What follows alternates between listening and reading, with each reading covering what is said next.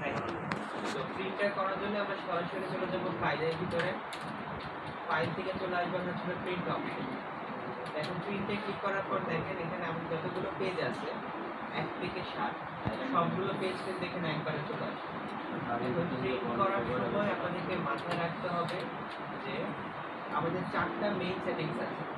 এই 4টা main settings করে ফেললে আপনাদের পরবর্তীতে কোনো সেটআপ করা লাগবে না। অটোমেটিক এই 4টা করলে আপনারা সম্পূর্ণভাবে ভালো মতো প্রিন্টটা কমপ্লিট করতে পারবেন। এখন দেখেন কিভাবে সেটিংটা করতে হবে। তো প্রথম যে সেটিংসটা হবে সেটা হচ্ছে আমাদের যে পেজের যে মার্জিনটা, পেজের মার্জিনটাকে আগে সেটআপ করতে হবে। তো ডিফল্ট অবস্থায় আপনারা কতটুকু পরিমাণ জায়গা ইউজ করেন মার্জিনে পরীক্ষার হলে? 1 পিক্সেল করে। এটা কি আপনার পুরোপুরি কত 1 সেন্টিমিটারের মতো নাকি 1 ইঞ্চির মতো? 1 ইঞ্চি। 1 এখন আমরা কি করতাম আগে অ্যাসাইনমেন্ট হোক, সিভি হোক বা যে কোনো প্রকার প্রফেশনাল ডকুমেন্ট হোক না কেন উপরে নিচে ডানে বামে 1 ইঞ্চ করে অনেকে ইউজ করে। এখন এটা কিন্তু বর্তমান চেঞ্জ করা হয়েছে। চেঞ্জ করা বলতে কি যে এখানে যে উপরে যে সাইজগুলো আছে এগুলো এখন কিন্তু আগের মতো ইউজ করা হয় না। হ্যাঁ বলেন এখন সব দিতে নাই স্যার পুরো যায় বুঝেছি। তো এখন হচ্ছে এগুলোর আমরা সাইজটাকে ছোট বড় করবো কিভাবে দেখেন। তো প্রথমে কি করবেন যে এখানে মার্জিন নামে যে নরমাল মার্জিন নামে একটা অপশন দেওয়া থাকবে, এই অপশনে ক্লিক করবেন। তো অপশনটাতে ক্লিক করার পর এখন আগে থেকে দেখেন রেটিংয়ের অনেকগুলো বিধান দেওয়া আছে। Normal, narrow, moderate, wide, mirror, office 2003। দেখুন এই যে অপশনগুলো এখানে দেওয়া এগুলো তো আগে থেকেই তৈরি করা আছে। আপনি চাইলে এগুলো নিয়েও কাজ করতে পারেন, চাইলে নিজের মতো করে আপনি বানায় নিতে পারেন। এখন আমাদের যে মার্জিনের সাইজটা দরকার সেটা কিন্তু এখানে দেওয়া নেই। সেক্ষেত্রে আমরা কী করবো, এখানে ছোট্ট করে কাস্টম মার্জিন নামে একটা অপশন আছে, আমরা এটাতে ক্লিক করবো। ক্লিক করার পর এখন আমাদের সামনে দেখুন ছোট্ট একটা ডায়লগ বক্স আছে। এই ডায়লগ বক্সের ভিতরে উপরে নিচে ডানে বামে কতটুকু পরিমাণ জায়গা আপনি রাখবেন এটা লিখে দিতে হবে। যেমন উপরে বলছে কি যে উপরে টপ অ্যান্ড বটম, উপরে নিচে কত হবে? উপরে হবে হচ্ছে হলো 0.75, এটাকে রিমুভ করে দিব। নিচেও হবে 0.75। মনে থাকবে সবাই এটা? উপরে আর নিচে কত হবে? 0.75। 0.75। ডানে বামে 0.7। এটা কিন্তু এখন বর্তমান ইন্টারন্যাশনাল ফরম্যাটে যদি ইউজ করা হয়, কারণ এই সাইজটা কিন্তু যে মার্জিনের সাইজটা আমি বললাম মাইক্রোসফট ওয়ার্ডের ক্ষেত্রে ইউএসএ থেকে ইউজ করা হয়। সেক্ষেত্রে আপনারা এখন এটা ইউজ করবেন। উপরে নিচে ডানে বামে 1 ইঞ্চটা আমরা এখন ব্যবহার করবো। এটা যদি সবাই বুঝতে পারছি। তো কেবল আমরা কি করলাম এখানে মার্জিনটাকে কেবল সেট করলাম, কেবল মার্জিন সেট আপ করা হয়েছে। এখন আমরা পেজ সেট আপ করব। পেজ বলতে যে আপনি কি পেজে প্রিন্ট করবেন। অফিস সাধারণত দেখবেন যে 2 ধরনের প্রিন্টার থাকে, একটা হচ্ছে আপনার মিড সাইজ প্রিন্টার, একটা হচ্ছে স্মল সাইজ প্রিন্টার, এই দুই প্রকার। আর বেশিরভাগ ক্ষেত্রে আপনার স্মল সাইজ যে প্রিন্টারগুলো আছে এগুলো সব জায়গায় থাকে, কারণ এগুলো প্রাইসে কম এবং প্রিন্টারটা তাড়াতাড়ি করতে পারে। ছোট প্রিন্টার এইচপি, ইপসন যে প্রিন্টারগুলো আছে, মাউন্টেন যেটা প্রিন্টার আছে ছোট, ওগুলো ছোট প্রিন্টার, ওইগুলো প্রিন্টার মেইনলি ইউজ করা হয় কারণ ওগুলো তাড়াতাড়ি প্রিন্ট করতে পারে। এখন ওখানকার সমস্যা হচ্ছে কি যে আমার প্রিন্টারের যে পেপার আছে ওই পেপারকে বেস করে আমাকে এখানে সেট আপ করতে হবে। যেমন আমার পেপার আছে যে লেটার পেজ, লেটার পেজে যেগুলো লেটার পেজ, ঠিক আছে, এগুলো লেটার সাইজ। আর A4 সাইজ আমরা সবাই জানি যে খাতার কাগজ, এই যে A4 পেজ।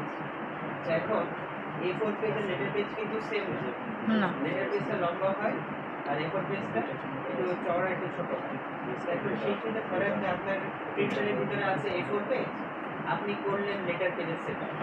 এখন প্রিন্ট করতে গেলে কি হবে, প্রিন্ট করতে গেলে আপনার প্রিন্টারটা জ্যাম হবে, মানে প্রিন্ট করতে পারবে না, অর্ধেক করে আটকে যাবে, তখন প্রিন্টারের পিছনে আবার টাকা খরচ করতে হবে। এই জন্য মাথায় রাখবেন যে প্রিন্টারের যে পেপার আছে আমাকে এখানে কি করতে হবে, সেম একই পেপার সেট করতে হবে। যেমন ধরে নিন আমার কাছে A4 পেজ আছে, আমি কি করবো, এখন যদি পেজ অপশনে ক্লিক করে দেখেন লেটার লেখা, এখানে ক্লিক করে দেখেন অনেকগুলো নাম আসছে, এই সবগুলো হচ্ছে পেপারের নাম।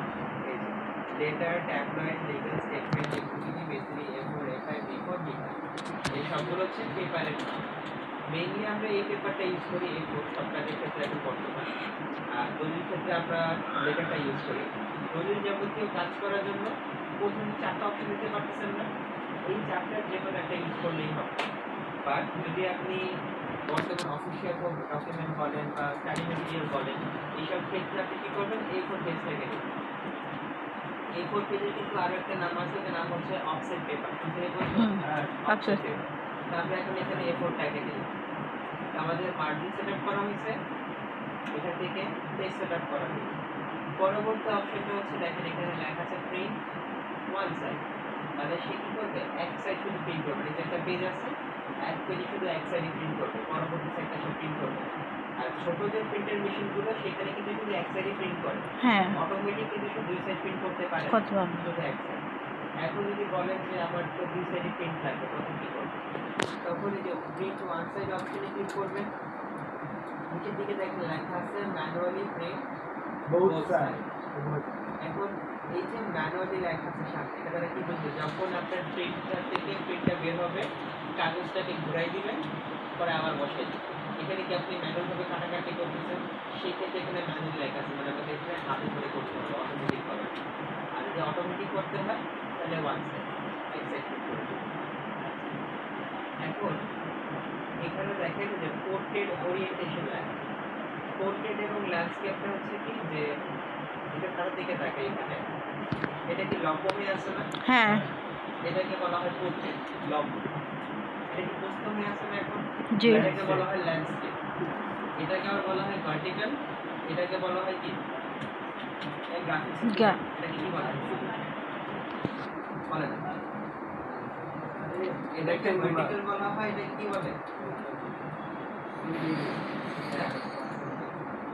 এটাকে বলা হয় হরিজন্টাল, লম্ব, আয়ত,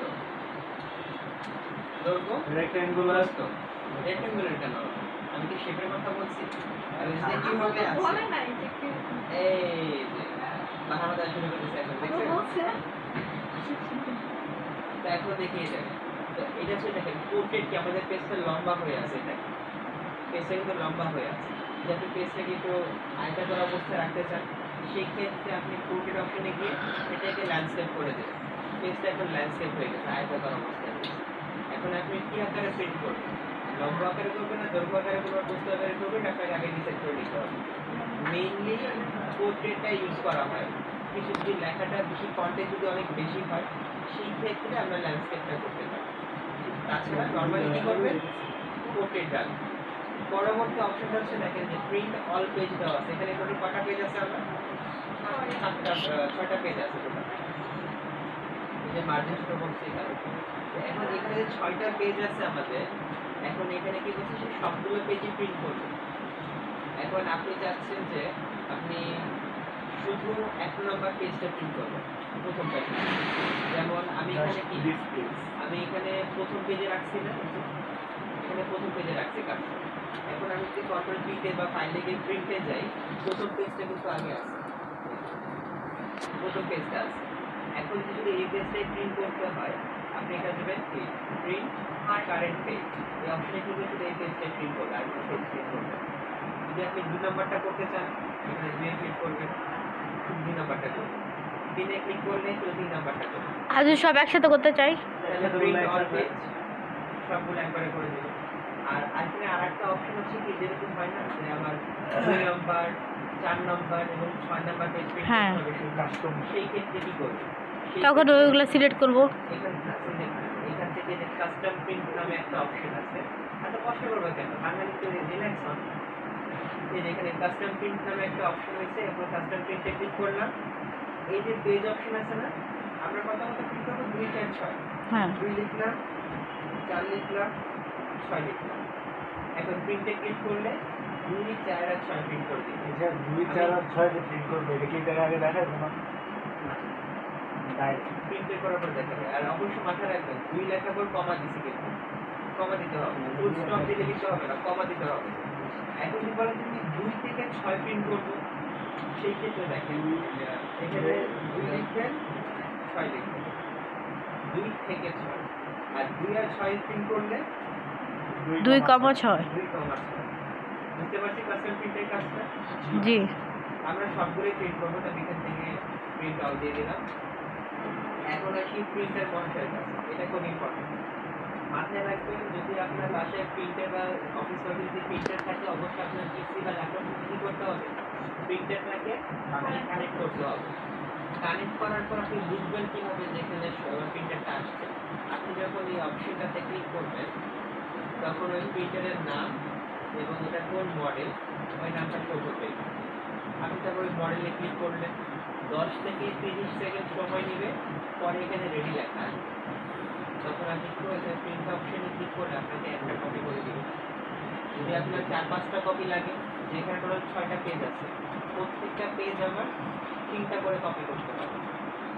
তাহলে এখানে সে কি করবে, টোটাল 18টা পেজ আপনাকে কপি করে দিতে হবে, প্রিন্ট করে দিতে হবে। প্রত্যেকটা পেজ 3টা করে কপিছে না কপিজের ভিতরে। যেমন যে আপনার যদি 2টা করে লাগে, প্রত্যেকটা পেজ 2টা করে প্রিন্ট করবে। 3টা করে লাগলে 3টা করে দিবে প্রত্যেকটা পেজ, 4টা করে লাগলে 4টা দিবে। সেটা বেশি যেটা আপনি লিখুন সেটা আসবে। এখন আমি এখানে 1 লিখলাম আর প্রিন্ট অপশনে ক্লিক করবো। এখন শুধু আমাদের এখানে প্রিন্টারে একটি পিডিএফ করে দিলে, যেটা প্রিন্টার থাকে প্রিন্টে ক্লিক করার সাথে সাথে প্রিন্ট হওয়া শুরু করবে। এখানে আমি একটা নাম দিলাম তো,